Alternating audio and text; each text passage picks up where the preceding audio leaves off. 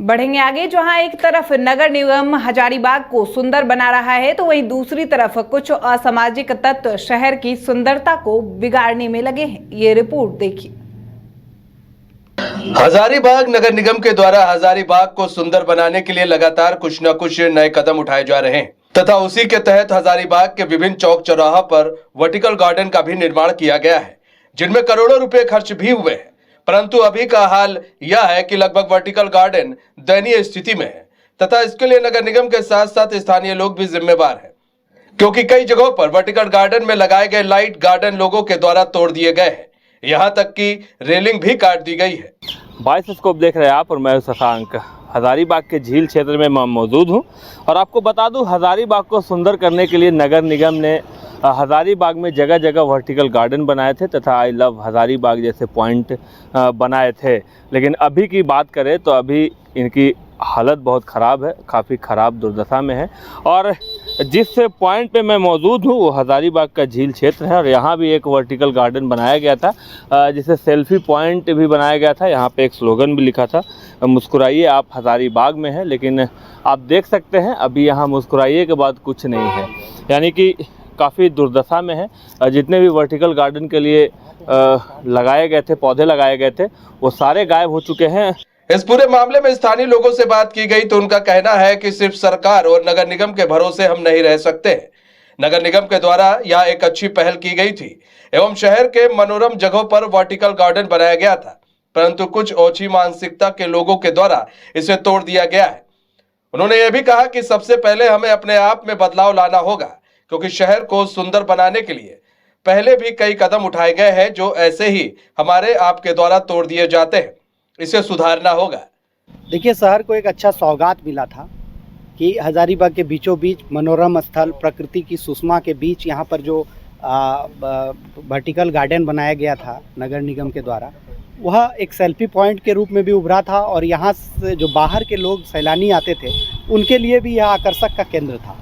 लेकिन आज जो इसकी स्थिति है, आज हम भी आए थे इसी उम्मीद के साथ कि यहाँ पर एक तस्वीर हम भी लेंगे अपने साथ, लेकिन यहाँ आने के बाद देखिए इसका दुर्दशा। आप देख सकते हैं कि जो लाइट लगा हुआ था, जो यहाँ पर पौधे लगे हुए थे, वे सब यहाँ से गायब हैं।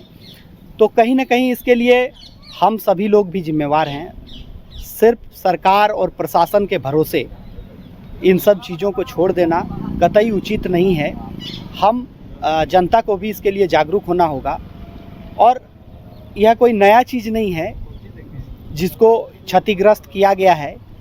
इसे क्षतिग्रस्त करने में भी हम ही लोग का हाथ है। वहीं नगर निगम के आयुक्त शैलेंद्र कुमार लाल से जब बात की गई तो उन्होंने बताया कि हजारीबाग नगर को साफ रखना, सुंदर बनाना यह नगर निगम का प्राइमरी दायित्व है, परंतु इसमें आम लोगों की भी सहभागिता होनी चाहिए तथा नगर निगम के द्वारा हजारीबाग शहर को सुंदर बनाने के लिए किए गए कार्यों को आम लोगों का सहयोग भी चाहिए ताकि लोग उसे बर्बाद ना करें।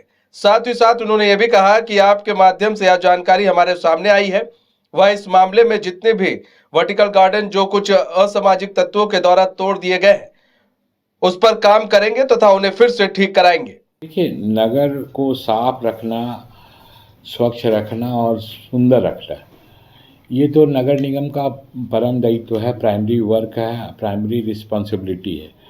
लेकिन इसको साफ सुथरा और स्वच्छ बनाए रखने में आम जनों की भागीदारी भी उतनी ही महत्वपूर्ण है। जहाँ तक आपने प्रश्न किया है कि आई लव हजारीबाग और ये ख़राब दशा में है, कि इस बात को हम लोग संज्ञान में लेते हैं। हम लोगों ने भी कई स्थलों पर ऐसी व्यवस्थाएं देखी हैं और उसको सुधारने का प्रयास भी किया है। क्षितिज हॉस्पिटल के पास है या फिर 2-4 जगह और हैं, यहाँ पर हम लोगों ने साफ़ सफाई कराई है, झाड़ी कट कराया है और जो थोड़ा बहुत लाइट्स वगैरह का जो प्रॉब्लम था वो हम लोगों ने दुरुस्त किया है। कुल मिलाकर सवाल यह उठ रहा है कि आखिर नगर निगम करोड़ों रुपए खर्च करके शहर को सुंदर बना रहा है, लेकिन कैसे असामाजिक तत्वों द्वारा उसे खराब कर दिया जा रहा है। आखिर ऐसे स्थानों के रख रखाव की जिम्मेदारी कौन लेगा। तो सुना आपने नगर निगम आयुक्त ने क्या कुछ अपील की है, क्या कुछ बताया है। साथ ही साथ हजारीबाग के आम आदमी से भी हम लोगों ने बात की तो उन लोगों ने भी लोगों से अपील की है कि ये हजारीबाग के लिए बना है, हजारीबाग को सुंदर करने के लिए बना है, इसे सुरक्षित रखने की ज़रूरत है। अब देखना ये है कि इसका क्या कुछ असर निकल कर सामने आता है। और ये जो दुर्दशा हुई है, जितने भी हज़ारीबाग में वर्टिकल गार्डन बने हैं, आई लव हज़ारीबाग पॉइंट बने हैं, उसे कब तक नगर निगम के द्वारा सुधारा जाता है, ये देखने वाली बात होगी। क्योंकि अगर ये अच्छे दिखेंगे तो हज़ारीबाग अच्छा दिखेगा, और अगर हज़ारीबाग अच्छा दिखेगा तो अच्छा संकेत हमें देखने को मिलेगा। Shashank Shekhar, news bioscope, Hazaribagh. वहीं बागमारा के BCCL एरिया 5 अंतर्गत संचालित राम अवतार आउटसोर्सिंग कंपनी में काम करने वाले दर्जनों मजदूरों ने कंपनी प्रबंधन पर गंभीर आरोप लगाए हैं। इसके साथ ही कंपनी के खिलाफ परियोजना कार्यालय के सामने प्रदर्शन कर अपनी नाराजगी जताई है। वहीं कंपनी में काम करने वाले मजदूरों ने कहा कि कंपनी में मजदूरों का शोषण हो रहा है। उनका कहना है कि 1100 रुपए प्रतिदिन तय हाई पावर कमिटी वेतन के स्थान पर महज 300 रुपए प्रतिदिन के हिसाब से मजदूरों को भुगतान किया जा रहा है। नहीं चलेगी, नहीं चलेगी। मजदूरों को काम पे वापस रखना होगा। अवतार कंपनी हम लोग को काम से अवरुद्ध कर दिया है, बैठा दिया है। कितने दिनों से? बैठा नहीं दिया, अब काम में बुला रहा है, लेकिन शर्त पर बुला रहा है कि आप कोई भी डिमांड नहीं रख सकते हम लोग के बीच में। हम जितना हाजिरी है उसी में खटाएंगे आपको करना पड़ेगा। थाना प्रभारी के दबाव में और ये एजेंट साहब का दबाव में ये जो बैठक हुआ था उसी में दबाव दिया गया कि सबको हम जो बोलेंगे उसी में करना होगा। कितना पेमेंट में बोल रहे हैं? 300 रुपये हाजिरी था। सरकार कितना देती है? सरकार 1162 देती है। हम लोग लेबर कोर्ट में केस किए हैं। सबसे पहले बोला कि लेबर कोर्ट से केस भी हटाना होगा, केस विड्रॉ करना होगा, और उसके बाद आपको फिर जो हम देंगे उसी में खटना होगा। और पैसा का भी डिमांड नहीं करना होगा इस बीच में कि अगर मेरा बिल मिलेगा, 6 महीना मिलेगा, साल भर मिलेगा, तभी हम आपको देंगे। स्पष्ट जो कहना है, जितने आदमी रोल में हैं, जो काम करते हैं, उनको नियम के अनुसार उनको पैसा मिलता है। नियम के अनुसार HPC जो वेजेज है, जो रोल में है, उनको पैसा मिलता है। 1100 है, 1200 है, जो भी है HPC का जो वेज जो फिक्सेशन होता है उसके हिसाब से उन लोगों को पैसा मिलता है। लेकिन मजदूर तो कह रहे हैं कि सर मात्र 300 रुपये मिलता है। अब मजदूर कहाँ कह रहे हैं, क्या कह रहे हैं, मुझे तो जानकारी नहीं है। ऐसा कोई लिखित हमारे पास आवेदन नहीं आया है इन लोग का कि हमको पैसा कम मिल रहा है। प्राइवेट कंपनी है, जितना उसको नीड है उस हिसाब से वो आदमी लगा।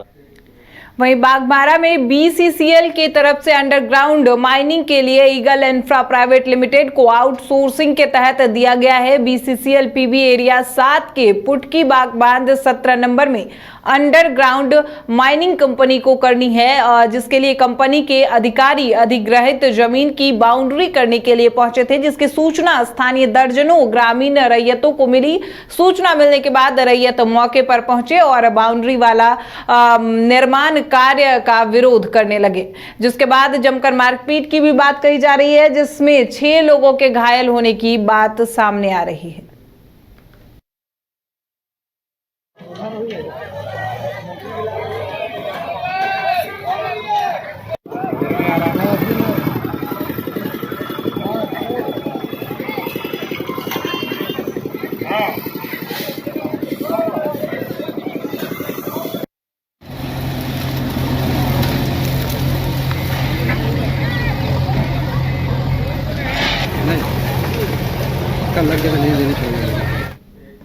बीते दिनों हजारीबाग जिले के बरही अनुमंडल बाईपास के पास धनबार पंचायत के मुखिया राजेंद्र प्रसाद के साथ हुए मारपीट में गिरफ्तारी नहीं होने पर हजारों की संख्या में ग्रामीणों ने थाना पहुंचकर बरही थाना का घेराव किया। बता दें कि ग्रामीणों के समर्थन में पंचायत प्रतिनिधि के अलावा सामाजिक व राजनीतिक कार्यकर्ता और मुखिया संघ भी बरही थाना पहुंचे। वहीं इंस्पेक्टर से काफी देर तक वार्ता के बाद उन्होंने आश्वासन दिया कि न्याय संगत कार्रवाई की जाएगी।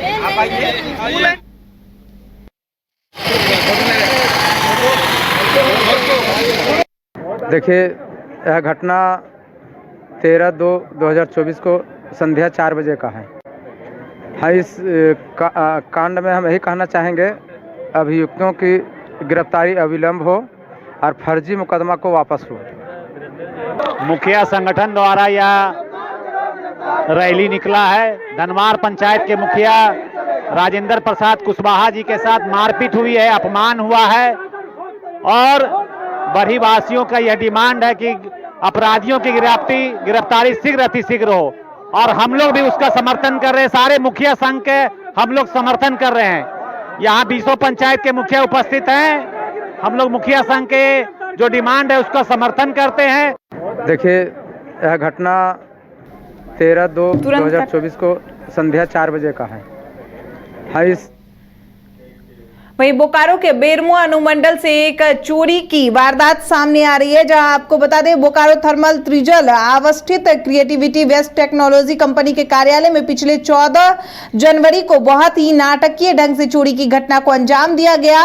कार्यालय से नगद 4,30,000 के साथ एलईडी मॉनिटर, टीवी और अन्य सामानों की चोरी कर चोर आराम से चलते बने। दूसरी ओर चोरी की घटना का संपूर्ण वारदात सीसीटीवी कैमरे में कैद हो गया। चोरी की यह घटना को लिखित सूचना आवेदन के माध्यम से स्थानीय पुलिस को दी गई, किंतु चोरी की घटना का यह मामला 1 महीने से भी ज्यादा का समय बीत चुका है। इस मामले का बावजूद इसके पुलिस इस घटना का उद्भेदन कर पाने में अभी तक असफल है।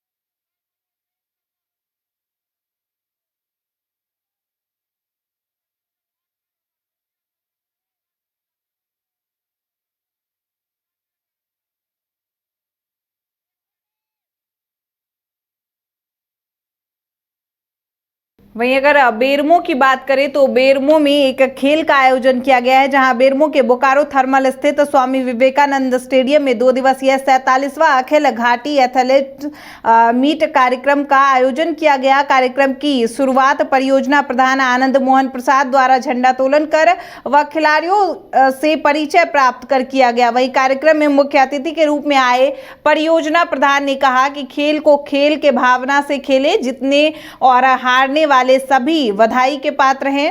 कार्यक्रम में डीवीसी, डीजीएम और जी होलकर, सुनील कारण, राजू प्रसाद, विष्णु गोस्वामी, एस सरकार, विनय कुमार इत्यादि मौजूद थे।